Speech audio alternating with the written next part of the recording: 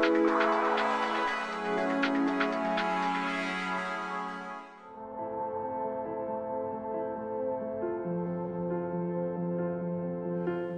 first documents we have about Idar and cutting factory are 500 years back. And we have documents. And everybody thinks that we have been exploiting because we have some agate mines here very near. And as the rough material was there, obviously 500 years back they started cutting them. But we think, as we had we had here the Romans 450 years. They were here until the year 450. And we think, and we have many Roman settlements here around, we think even that the Romans already exploited the mines here, brought it to Rome and made their carvings, but we cannot prove it. What we can prove, we are 500 years in the gemstone industry, and this only started with agates, because that were the big mines which existed here, underground, and people were exploiting these mines and then were cutting. One advantage. The second advantage was we have so many little rivers, you call it in English creeks, with strong waters. So they made already 500 years water mills. And then on the water mills, we have very near here to Idar Oberstein, mountains with sandstone.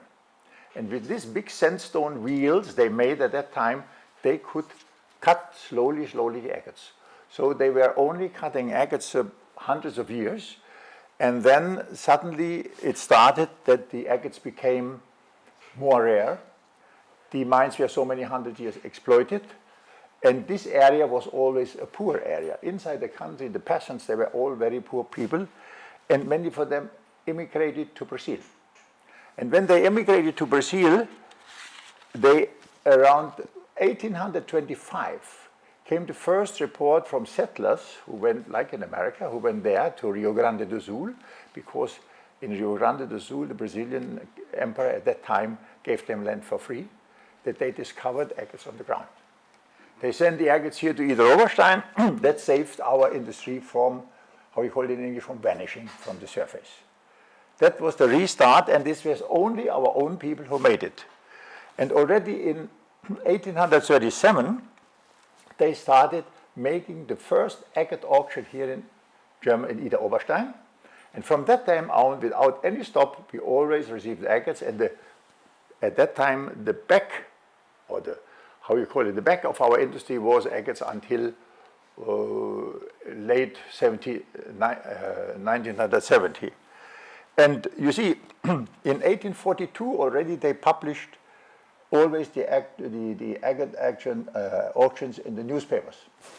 And then there is something like that. Our family comes from the agate business. Our first ancestors went to Rio Grande do Sul in South Brazil, where you find them, in 1872.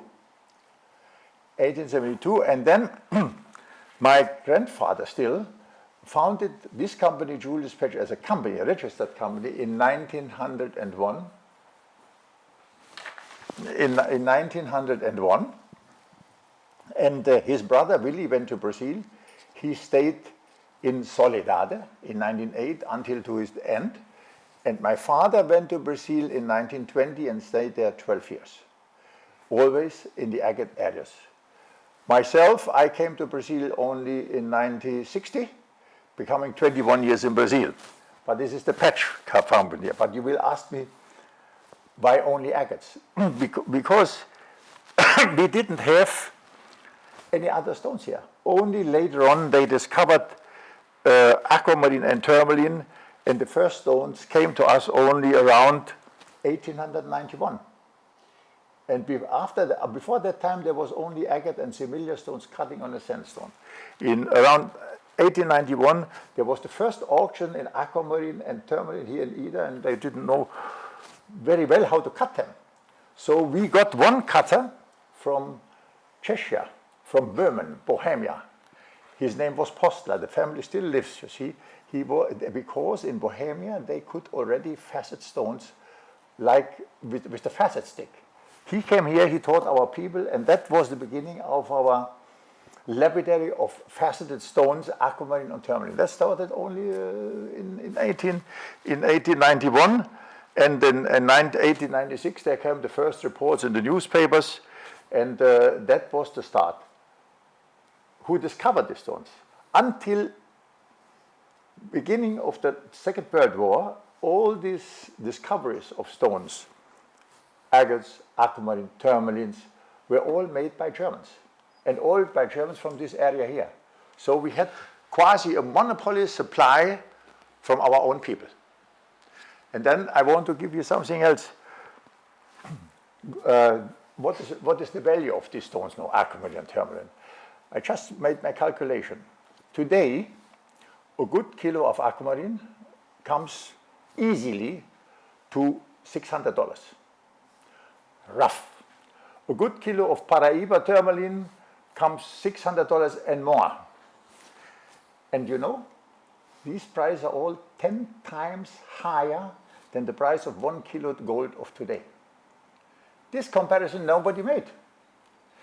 You see, today the gold is about $60,000 a kilo, and a good kilo of aquamarine today is $300,000, $400,000, $500,000. It's $600 is 10 times more. Emeralds, good medium to good glass, $600,000 a kilo is easy. All compared with gold, 10 times higher than gold. These people never realized the prices of our stones. So you see, I made you a very short introduction from our industry, when it started. On the other hand, we had so much poor people that thousands of people from here immigrated only to Rio Grande do Sul. And when I came there in 1961, I still, in the interior, I still could speak with the people my dialect from here. They never learned, at that time before, they never learned Portuguese. They continued their German dialect from here. And they even never believed that I came so fresh from Germany. They said, no, you are from here, we speak our language. And I speak, so you speak our language.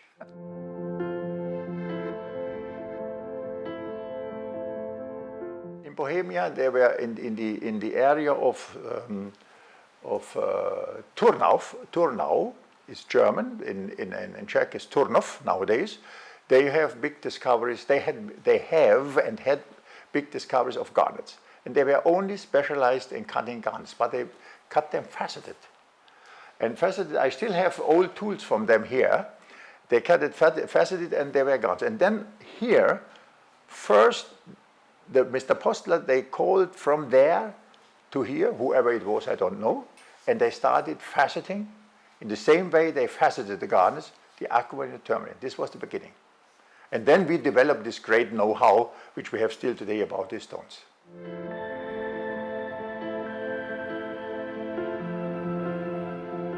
Idar Oberstein, just to jump back, in the year 1900, was the city in Europe with the most millionaires in Europe.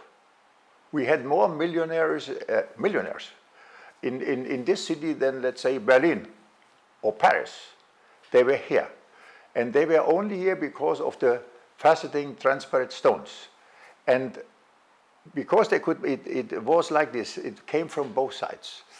The manufacturers, the jewelers, they were looking for such stones.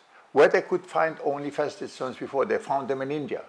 But we started to cut them, let's say, in the German way. We made them calibrated, we made them same size, same cleaners, everything. And then the customers knew when they come here, then they can find transparent faceted stones in the way they can use them in their settings. You see, the problem of any jewelry manufacturer is, where do I get my stones? And how do I get them? And where do I find them? And are they same? Are they calibrated? Are they the same color? And we offer this to them since the beginning. This was a big advantage. And more people came. Idar was growing around 1900 and was growing in this industry until the First World War. Then came the war, nobody wanted a stone. And the Eckehard, in fact, of course, it came to a standstill. And then after the First World War, there was again a big demand which came from the United States. Here was this, you remember Germany had this enormous inflation, 1 billion mark, one piece of loaf of bread. Here not. Here we lived with the dollars because the Americans came, the manufacturers came from America, bought the stones and paid in dollars. A dollar was the fortune, you see. So they started, so the whole industry started after the First World War because the main customers at that time came from the United States, and then with the recovering of Europe, came also from Europe, from all these places. Especially there was a big market in Paris, there was a big market in Petersburg, in Russia, there was a big market in Milano, in London, not to forget, and they all had to buy their faceted, colored stones in Idar.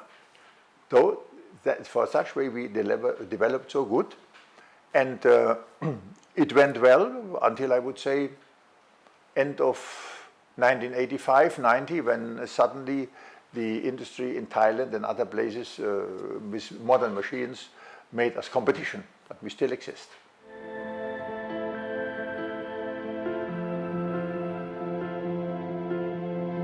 They found some cameos in one of their settlements where I don't know, but they all say they were carved in the Roman Empire, let's say in Romans or something. They cannot prove it 100% it's from here, but many people, when they see it, they say this can only be an agate being origin here. And at the Steinkaulenberg, where the mine is, there was a Roman settlement. They still found the ruins, you see. So it was obvious that they must have taken them from there, because the Romans were big explorers of raw material, of anything, what they could use.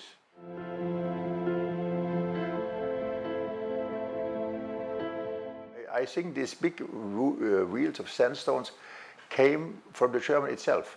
Do not forget them, how you call this in English, the tinsmiths, a smith who was sharpening his knives, had already the sandstones. So it was obvious to put your stones there and water, in order to cool it, not to burn it. So that was, and then we had the many mills here milling, how we call this, corn, yes. Milling corn, the corn mills. They were in the same river, so it was easy for them to transfer it with the big sandstones, which are found here about 50 miles from here, maximum, near Oberstein, where the Americans now are. There you find them. And to transfer this in big wheels where they could stand their stones. And they could have an example with the tinsmiths, or the smiths in every village who sharpened his tools.